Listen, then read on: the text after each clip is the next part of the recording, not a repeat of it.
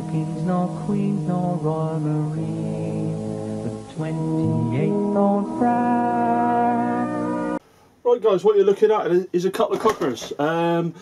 They're designed to sort of keep the flames off the ground, so when you go on campsites and stuff like that, so you can keep the flames right up off the floor.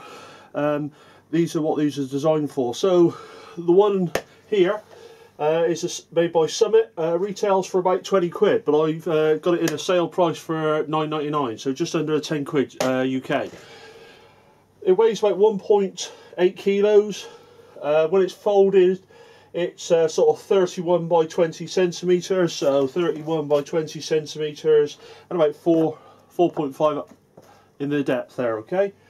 Made out of stainless steel, and it's silver in colour. I'm going to get it out of the bag and let you have a look at it in a minute, and I'll give you an idea of what it sort of looks like.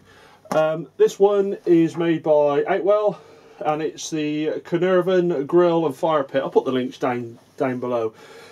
Retails, where I got it from, they're saying it should retail for about 100 quid. Well, they're selling it for at the moment about 60 quid.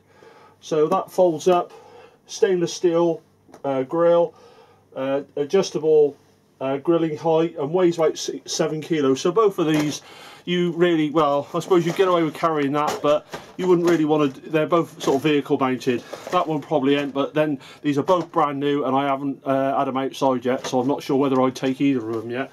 So I'll let you know how that goes, but that will all be in the back of this video. So what I'm going to do is I'm going to chuck one away and get it out. Before I start though, I'm going to turn that over, and hopefully you can see that. I'll just sort of zoom in a little bit, and you can see the bag from the shop comes with free mould, so that's nice, isn't it? Eh? But what I'll do is I'm going to get them out and I'll show you what I think. Cheers. Right guys, so we'll have a look at the Summit Specialist Camping and Outdoor Gear Grill. Comes in this sort of plasticky nylon bag with a pretty cheap shoulder strap, but it does its job. Obviously these designs, they're going to get filthy, they're going to get messy. You can put your stuff in there and you're laughing. Zip opening, I'll just zoom you in a little bit there, not too much. Zip opening, and that's it. As you can see, it's brand new out the bag. I'll bring you back there so I can, or you can see what's going on. That's the bag in the corner there. So it's a couple of parts: the base of the grill itself, bit of an ash pan type thing, well, then the bottom. It comes with like a blue plastic cover. I've already obviously had that out, and I'll just show you this little plastic film that, you know, it's like on you when you get a new mobile phone, that sort of stuff. And that's obviously going to melt anyway, so I've ripped that off. So what we do then is, it's as hard as this. These little clips go underneath there, bit fiddly. I'm just trying to show you how it really is rather than practice with it too much. I've had it out a couple of times so far, but wanted to make this video so you can see what it is. So there we go. Put it out the right way, and there we go. Sorry about this, I'm working upside down and inside out. There we go. So this little square plastic bit goes in the bottom.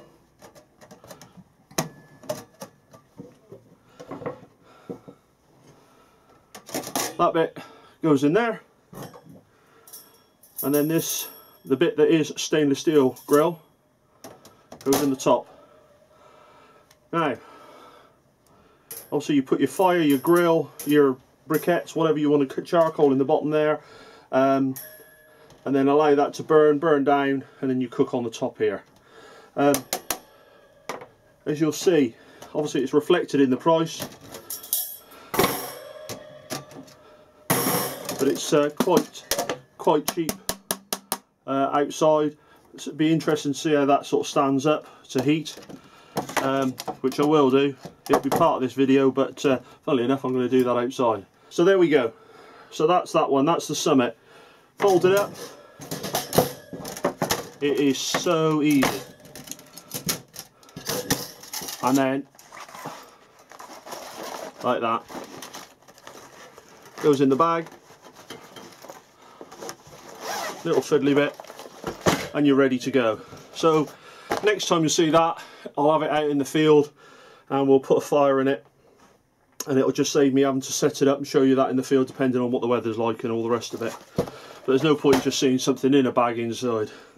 I'm a bit doubtful of how the outside of this is going to take the heat, especially when we start cranking the heat up and get everything really hot in there. So bear with me and I'll come back with the other one. Right guys, I'm back, and this is the Outwell Cavernan Grill and Fire Pit. So there we go, it's just focusing in now. Comes in this sort of cordula bag, got a pocket there so you can get perhaps your some wood. Well, no, you can't get much wood in there, but you can get some barbecue briquettes and stuff like that in there. Bag's not bad, could be better, but just having a quick look at that. Has this Velcro opening. As I say, you know, everything could be better, I suppose. Let's put my pen away. Sorry, didn't see that, did you? So it comes with a Velcro opening that just goes through there like that, and there's two of them. Okay, and it just pulls through. Not fantastic, I suppose, but let's get it out so you can see what I see.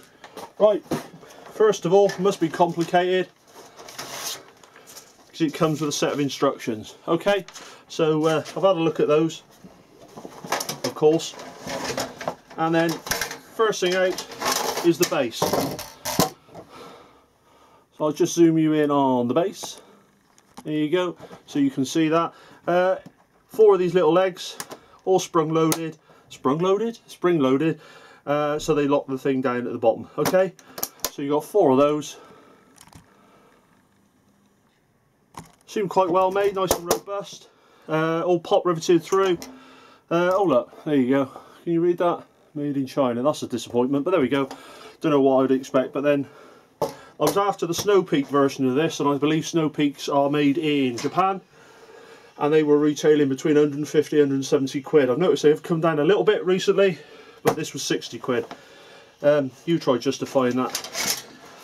The stove itself, a lot heavier gauge metal. See that? It's as easy as that. There we go. A lot heavier gauge metal. A lot of air holes around each side. There you go. Just see that sticking through there. 5 of those on each side. Nice and easy setup. And you can see why I'm sort of fairly impressed with it. So let's go ahead and put that on the base. There we go. Base goes in there. And then the legs should, he says. You probably can't see this, but I'll show you in a second. So we'll come down to there, and there we go. Oh, this is interesting. I'm doing this while looking in the viewfinder. So there we go. And there's 4 of those, and they should keep it nice and solid on there. So let's just take that out again so you can see everything, see what's going on. And obviously that's so that it protects the floor a little bit more. But if you can see, that ain't coming off of there. So the next thing we do, go into the bag again. Little grill goes in the bottom there. Allows the air to burn. 9 holes in it. Allows the air to get underneath the flames. And then finally, right guys, so next to go on is the grill. It's quite interesting in itself. It can sit on the top there, but it's a bit, if I'm honest, a bit wobbly. So what happens is, this bit comes off, alright? And then the grill itself sits in there. Yeah, so let's just get that back into frame, there we go. And that's how it goes. Now, the beauty of this one is you can alter the height. Yeah, I can hear you saying you need a really robust pair of gloves to do this if you were actually cooking at the same time. And it goes up and down as you want it. So what I'll do is I'll take the camera off the tripod and I'll show you what I'm talking about. Bear with me. Right guys, so there you go, that's what I'm on about. The little legs sit in there and make it nice and robust. And fair play, I mean that'll take some weight. Downside of this is obviously you're well, you've got a fire on moving it up and down. Anyway guys, you don't really want to see this. What you want to see is it outside burning away.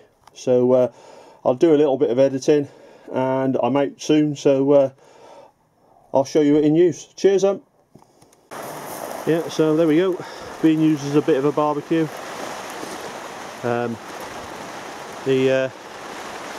For this sort of barbecue and for sausages and stuff like that, I mean you could cook burgers and steaks on there, no problem, just controlling the heat to be honest. But we've noticed that the sausages are rolling off. That one, the smaller one of the two, is to be honest I wouldn't buy it again. You can see why it's 10 quid. It's it keeps falling apart. It took me ages just to get it to sit like that, and it fell apart a couple of times while it had the coals in it, so it was a bit of a mess. But yeah, I mean they're both rip off of the old Snow Peak ones, but all in all, you know, I mean 10 quid's 10 quid, so if you were going to use it and throw it away, I suppose it'd be quite handy just for the grill. But for this one, 60 quid. It's not a bad bit of kit, quite robust, but needs to be put on flat ground.